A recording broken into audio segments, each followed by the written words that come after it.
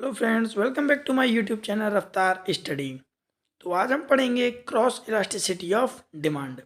Previous videos में हमने discussion कर चुके हैं हम ऑलरेडी कि प्राइस इलास्टिसिटी ऑफ डिमांड क्या होता है और हमारी इनकम इलास्टिसिटी ऑफ डिमांड क्या होता है।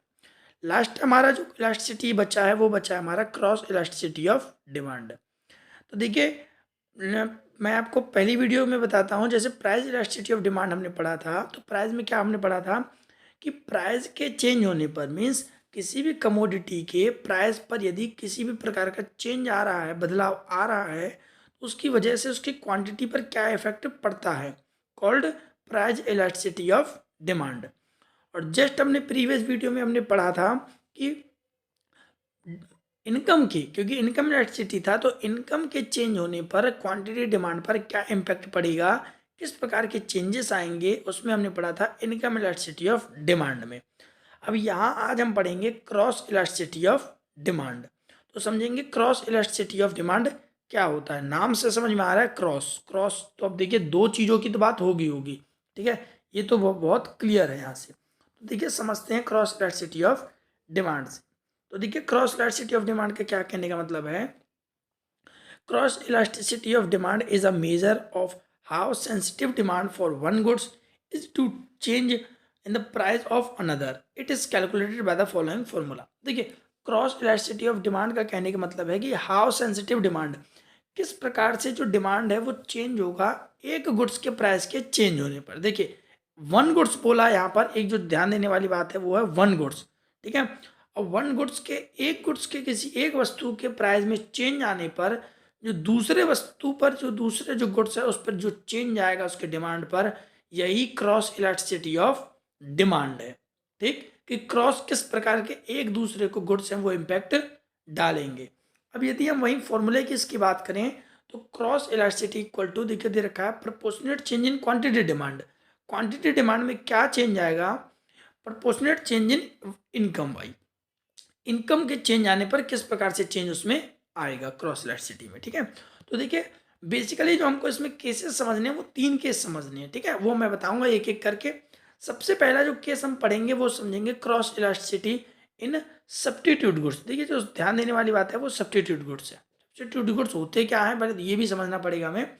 सब्स्टिट्यूट गुड्स का मतलब होता है जिनको हम एक के बदले में दूसरे का उपयोग कर सकते हैं। मीन्स वी हैव ऑप्शंस, हमारे पास ऑप्शंस होते हैं दो चीज़ों के। जैसे देखिए चाय और कॉफ़ी, यहाँ पे टी और कॉफ़ी लिया गया है, लगभग दोनों ऑलमोस्ट सेम होते हैं। ठीक है ना, यदि जो व्यक्ति चाय पीते हैं वो कॉफ़ी भी पी लेते हैं। ठीक है ना, बट कुछ व्यक्ति ऐसे होते हैं जो चाय और जो कॉफ़ी पीते हैं वो चाय नहीं पीते, बट ऐसा सिमिलर माना जाता है उन लोगों को। ठीक है ना, तो रेशनल कंज्यूमर हमने बताया था, rational consumer to be must are there. ठीक है, तो देखिए सब्स्टिट्यूट गुड्स समझ में आया आपको, जिसके बदले एक के बदले में हम दूसरे का उपयोग कर सकते हैं। तो यहाँ पे क्या है, when the price of coffee increase. देखिए समझना, यहाँ से थोड़ा सेंसिटिव वाले केसेस पड़ जाते हैं कि देखिए प्राइस है कॉफ़ी के प्राइस बढ़ गए। अब मैं यहाँ से बताता चलता हूँ, कॉफ़ी के इसके प्राइस बढ़ गए हैं, तो the quantity demand of T is increases. तो जो डिमांड है टी की वो बढ़ जाएगा।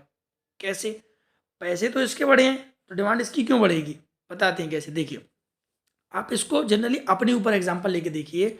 आप दोनों के ही शौकीन हैं, आपको कॉफ़ी ज़्यादा पसंद है बट आपको कॉफ़ी नहीं मिलती तो आप चाय से काम चला लेते हैं, समझने का। ठीक है ना, आपको चाय कॉफ़ी चाहिए बट कॉफ़ी नहीं मिली तो चाय से काम चल जाएगा। अब आप जैसे ही शॉप पर गए तो शॉप वाले ने कहा कि जो कॉफ़ी है उसके रेट हमने बढ़ा दिए हैं। आपने पूछा कितने बढ़ा दिए हैं, तो पहले मान लीजिए 15 रुपीज़ का था, अब उसने 20 रुपीज़ कर दिया है, और आपके पास कितने हैं, 15 ही रुपीज़ हैं। तो आप अफोर्ड तो कर नहीं पाएंगे, बट आप वहाँ पे चाय है, अब यदि आपने, जब आपने चाय का रेट पूछा उससे तो चाय तो उसने 10 रुपीज़ का ही बताया, तो चाय तो आप अफोर्ड कर सकते हैं ना। तो यहाँ वही है सेम यहाँ पे कि प्राइस बढ़े हैं कॉफ़ी के दुकान वाले ने कितने कर दिए थे, 20। तो आपने उसको तो नहीं खरीदा क्योंकि प्राइस बढ़े थे कॉफ़ी के। इसकी वजह से क्या हुआ, the quantity demand of T की जो डिमांड है वो क्या हो गई, इंक्रीज हो गई, क्योंकि आपने अब टी को अफोर्ड किया, क्योंकि वो 10 रुपये में मिल रही थी। आपको पीना तो था कोई एक, अब कॉफ़ी अफोर्ड नहीं कर पाए तो चाय ही ले लिया आपने, क्योंकि दोनों के ही शौकीन है, बस आपको ऑन द स्पॉट वो चीज़ चाहिए था। ठीक है, समझ में आया। क्योंकि टी एंड कॉफ़ी यहाँ पे बोल रखा है, क्योंकि टी एंड कॉफ़ी क्या है, हमारे सब्स्टिट्यूट गुड्स दे रखे हैं हमारे, ठीक है ना। तो सब्स्टिट्यूट गुड्स आपको समझ में आ गया होगा। अब वहीं जब हम इसका ग्राफ समझते हैं तो देखिए ग्राफ कैसे है हमारा। प्राइस बढ़ रहे हैं, बोल रहे हैं ना, पी से P1 हो गया किसके, कॉफ़ी के। देखिए कॉफ़ी क्यों बताया मैंने, इन टर्म्स ऑफ कॉफ़ी क्यों कहा है मैंने, क्योंकि साइड में देखिए कॉफ़ी दे रखा है, the price of coffee increase हो गया है। तो क्या हुआ है, क्वांटिटी ऑफ टी बढ़ा है, यहाँ पे दे रखा है ना quantity of T, quantity of T बढ़ा है। यहाँ पे अलग अलग लेना, सब्स्टिट्यूट गुड्स है क्योंकि, तो कॉफ़ी और टी हमारी दे रखी है, ठीक है ना। ये कॉफ़ी और टी दे रखा है हमारा, तो आपको ये लेके चलना पड़ेगा, ठीक है। तो आपको यहाँ पे लेके चलना पड़ेगा, ठीक है ना। यहाँ पे टी लेके चलना और यहाँ पे आपको कॉफ़ी लेके चलना है, ठीक है ना। तो प्राइस बढ़ तो रहे हैं कॉफ़ी के, बट क्वांटिटी चेंज हो रही है आपकी टी की, ठीक है। आगे चलते हैं हम। आगे देखिए क्या है हमारा, cross elasticity in complements goods. Complements goods का क्या कहने का मतलब है, सब्स्टिट्यूट गुड्स होता है, एक होता है हमारा कप्लीमेंट्स गुड्स। कप्लीमेंट्री मत करना, कप्लीमेंट्स होता है, ठीक है ना। कप्लीमेंट्स गुड्स का क्या मतलब होता है, complement goods are those good which is complete to each other, मतलब एक के बिन दूसरा बिल्कुल अधूरा है यहाँ पे, ठीक है। जैसे यहाँ पे हम पेन और इंक ले लेते हैं, जैसे पेन है हमारा, यहाँ पे ले लेते हैं, मैं लिख देता हूँ आपका पेन एंड इंक, ठीक है, ये इंक है। अब देखिए विदाउट इंक आप क्या पेन यूज कर सकते हैं, और बिना इंक के पेन यूज नहीं कर सकते, दोनों एक दूसरे के बिन अधूरे हैं। कार और पेट्रोल, विदाउट कार है, वो कार है, वो पेट्रोल के बिना नहीं चलेगा, और पेट्रोल ही पेट्रोल है, कार नहीं है तो पेट्रोल का क्या फायदा, ठीक है। अब ये मत कहना कि बाइक चला लेंगे हम, ठीक है ना। रेशनल कंज्यूमर की यहाँ पे जरूरत है, रेशनल कंज्यूमर मीन्स समझदार व्यक्ति की, ठीक है ना। तो आप समझदार ही हैं, समझते चलिएगा, ठीक है। आगे चलते हैं। Cross elasticity of complements is negative. अब देखिए कहाँ के रखा है, क्रॉस इलास्टिसिटी ऑफ कम्प्लीमेंट्स है वो नेगेटिव है, कैसे, when increase in price of one commodity, जब किसी एक के प्राइस बढ़ते हैं, जैसे मैंने कहा पेन के प्राइस बढ़ गए, यहाँ पे पेन के प्राइस बढ़े हमारे, तो to decrease in quantity of demand Y, तो वाई की जो डिमांड है वो ऑलरेडी अपने आप ऑटोमेटिकली गिर जाती है। कैसे, मैंने बताया जस्ट अभी आपको, मैंने क्या कहा आपको, देखिए पेन और एंड इंक ले लेते हैं, ठीक है ना। पेन और इंक लिया हमने, तो देखिए पेन के प्राइस बढ़ गए मान लेते हैं, ठीक है। पेन के प्राइस बढ़े तो इंक क्या अकेला क्या करेगा, अब हम पेन तो खरीद नहीं पा रहे हैं मान लीजिए, तो इंक को थोड़ी ले लेंगे हम, इंक सस्ता है इसका मतलब थोड़ी, अब बिना पेन के इंक कैसे चलेगा। और इंक, अब मान लीजिए इंक के प्राइस बढ़ गए, तो अब पेन का, खाली पेन का क्या करेंगे। तो कुल मिला कहने का मतलब है दोनों ही एक दूसरे को इम्पैक्ट डाल रहे हैं, और वाइस वर्सा भी बोल रखा है, ठीक है, मतलब उल्टा एक दूसरे के। और समझिए ग्राफ के थ्रू आपको अच्छे से समझ में आएगा। प्राइस ऑफ एक्स, देखिए प्राइस एक्स के बढ़ रहे हैं, बट द क्वांटिटी है जो वाई की, देखिए यहाँ पे दे रखा है क्वांटिटी ऑफ वाई, तो वाई की जो क्वांटिटी है वो क्या हो रही है, वो डिक्रीज हो रही है। ये देखिए यहाँ पे डिक्रीज हो रही है, ये बढ़ रहा है बट ये डिक्रीज हो रहा है यहाँ पे हमारा। ऐसा क्यों, मैंने बताया था एक के प्राइस के बढ़ने पर दूसरे पर बिल्कुल इम्पैक्ट पड़ेगा, क्योंकि एक दूसरे के बिन ये दोनों अधूरे हैं। समझ में आया, इसलिए ये क्या होगा यहाँ पे, ये हो गया हमारा इन क्रॉस इलास्टिसिटी इन कप्लीमेंट गुड्स। एक आपने पढ़ा सब्स्टिट्यूट गुड्स, एक पढ़ा हमने कप्लीमेंट goods.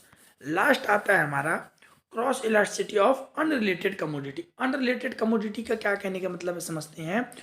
Cross elasticity of unrelated commodity is zero. Unrelated जो कमोडिटी है वो जीरो है, कैसे, change in the price of commodity, price के कम, जो कमोडिटी है एक्स, उसके प्राइस में चेंज होने पर will not affected the quantity of demand commodity of Y, वो दूसरे जो कमोडिटी है वाई की उस पर कोई चेंज आने नहीं देता है एक के चेंज होने पर।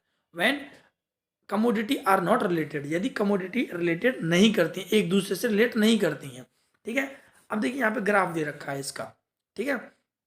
ग्राफ क्या कह रहा है, देखिए प्राइस ऑफ एक्स, एक्स के प्राइस तो बढ़ गए हैं, देखिए प्राइस बढ़ते जा रहे हैं, आपको पता है पी से P1 शिफ्ट हो गया वो, बट जो क्वांटिटी है वो क्या है, रिमेन कांस्टेंट है, नो कोई भी चेंज उसमें नहीं आ रहा है। तो यही कह रहा है एक के प्राइस के बढ़ने पर यदि दूसरे पर कोई इम्पैक्ट नहीं पड़ता है तो वो क्या कहलाएगा हमारा, वो कहलाएगा हमारा cross elasticity of unrelated commodity, क्योंकि ये एक दूसरे से रिलेट बिल्कुल भी नहीं करते हैं। तो यहाँ तक आपका हो गया cross elasticity of demand. Hope so आपको समझ में आ गया होगा। तो तो मैंने अब तीनों ही कंप्लीट वीडियो कर दिया। अपने प्रीवियस 2 वीडियोज़ नहीं देखी हैं तो डिस्क्रिप्शन बॉक्स में आपको लिंक मिल जाएगा और इसकी भी आपको PDF मिल जाएगी। किसी भी प्रकार का डाउट यदि आपको है क्वेश्चंस के रिगार्डिंग तो आप कमेंट बॉक्स में जाके कमेंट कर सकते हैं, आपको उसका आंसर सॉल्यूशन मिल जाएगा। होप सो आपको समझ में आ गया होगा। Thank you.